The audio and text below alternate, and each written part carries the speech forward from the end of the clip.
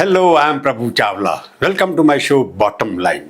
Bankipur and Bihar has spoken, but everybody is misinterpreting or correctly interpreting the message it has delivered. The BJP has lost its control over Bankipur. It has been winning for the past 35 years.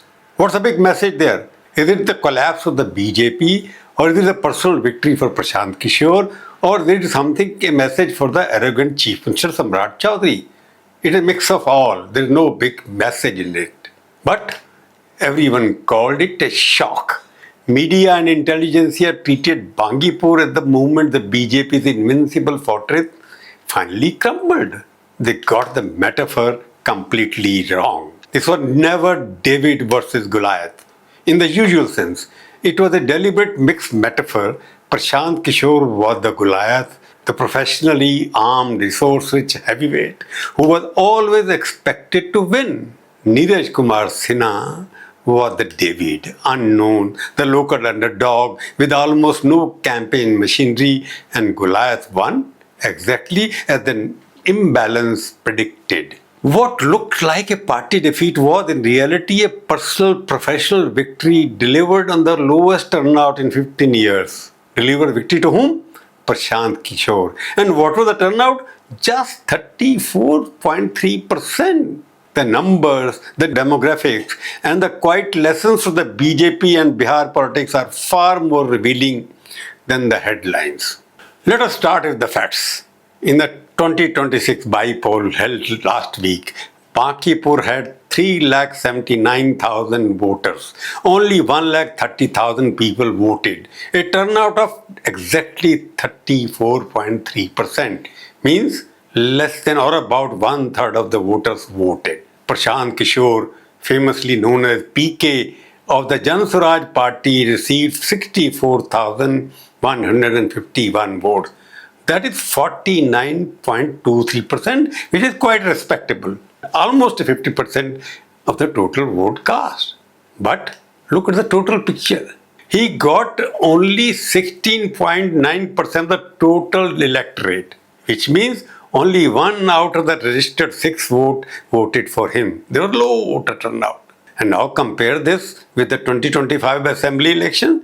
There were 3,78,000 elected, out of which 1,56,000 votes were polled, and a turnout of roughly 41.3%. Nitin Nabin, the current BJP president, won with 98,000 votes, or 62.66% of the votes polled. The drop 41%, the drop from 41.3% in 2025 to 34.3% into 2026 is the lowest turnout, as I said, recorded in the seat in the past 15 years, 3 elections. Participation remained modest across both genders, with no surge among women or any other democratic group. They may be claiming Gen Z voted for Prashant Kishor. The numbers don't tell the story, because everybody did not vote or everybody did vote. There is no differentiation between the youth and the old, women and the men. It was the lowest voting turnout. It was just a personal victory for Prashant Kishor, who has spent more than a decade managing election campaigns for major political parties across India. He claimed in a video recently that he has been responsible for the victory of 12 chief ministers, including Prime Minister Modi when he was the chief minister, and Prashant Kishor was involved in his election campaign. As usual, he brings organizational experience, data systems, and campaign resources that few local politicians can match. He would have won the election if he had contested in the earlier 2025 because he was the most prominent name there, which is actually why he was the Goliath in this contest. His opponent was Neeraj Kumar Sinha, a relatively unknown candidate without the family name, the David of the fight. Bankipur was never a pure ideological stronghold of the Sangh or the BJP, as is being built out. It has been promoted. That is a big loss for the BJP. It is loss for the Sinha Parivar led by the BJP president. It functioned for 35 years as the personal political fiefdom of the Sinha family, led mostly recently by Nitin Nabin, who had won 3 consecutive elections. He is the current national president, of course. It is a personal defeat for him, if you can blame him.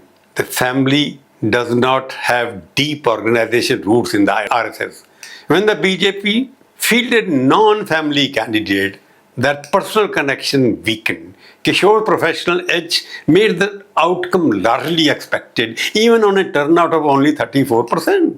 For context, Kishore's own party performed poorly, pathetically in 2020-25.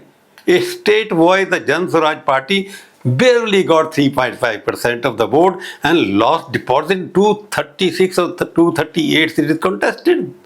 The leap in Bankipur was an individual, not organizational, neither ideological. The numbers in Bankipur tell a different story. As I said, it was the lowest turnout of 32%. That also means the Prashant Kishor, being the big figure, being a national figure, known all over the India for best psichologist, did not get the voters out of their homes to vote for him. It was the lowest turnout because the BJP people did not turn out, and Prashant Kishor also did not appeal to the people, as only 1/3 of the people turned out. They came out of their homes to vote for him or against him. That means he got, as I told you, only 1 out of the 6 votes were available in the constituency.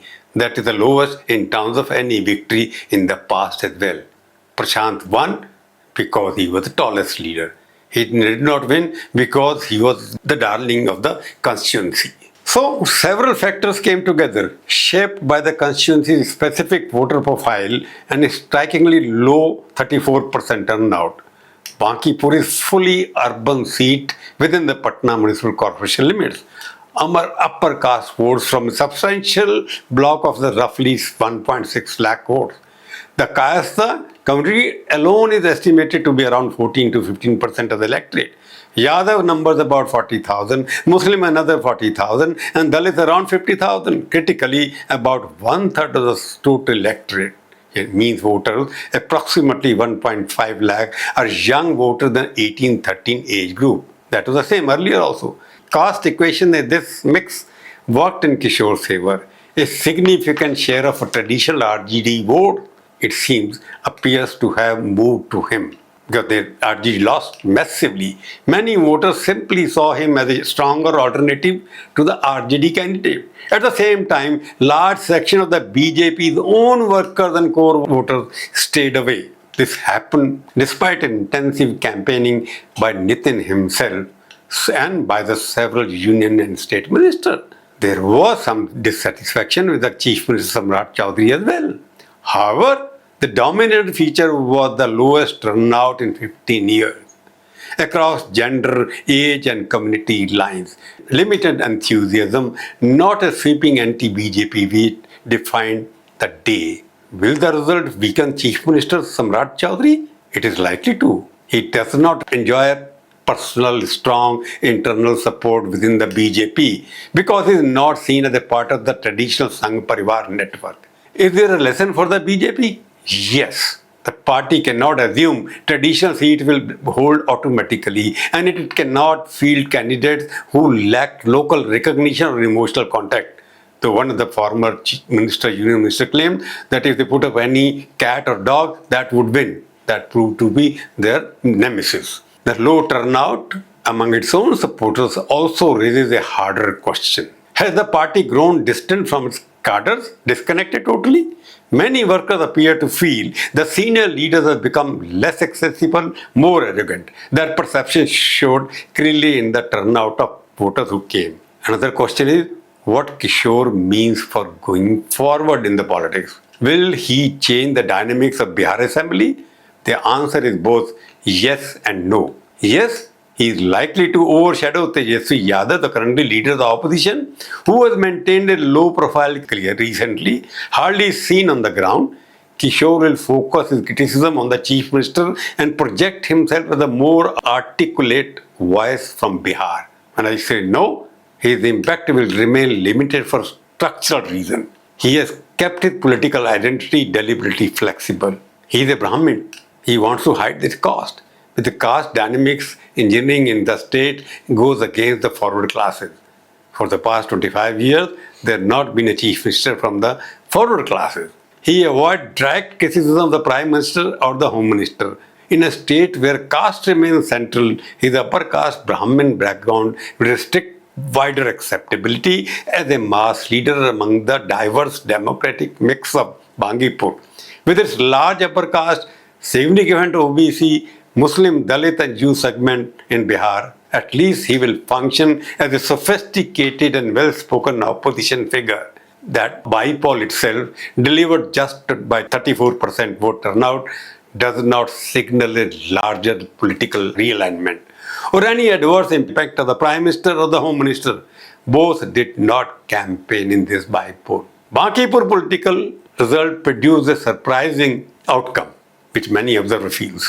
The data, however, gender composition of 200,000 men and 180,000 women, the estimated cost and community profile, the large youth share, and above all the lowest turnout in 50 years, points to a more limited conclusion. Goliath, that means Prashant Kishor, defeated David-vs-Goliath in a low turnout contest, exactly as the imbalance in the resources suggested. There is no evidence of a broader ideological shift. The rest is interpretation. That is a measured reading of the number. Thank you very much for watching Bottom Line with Prabhu Chawla.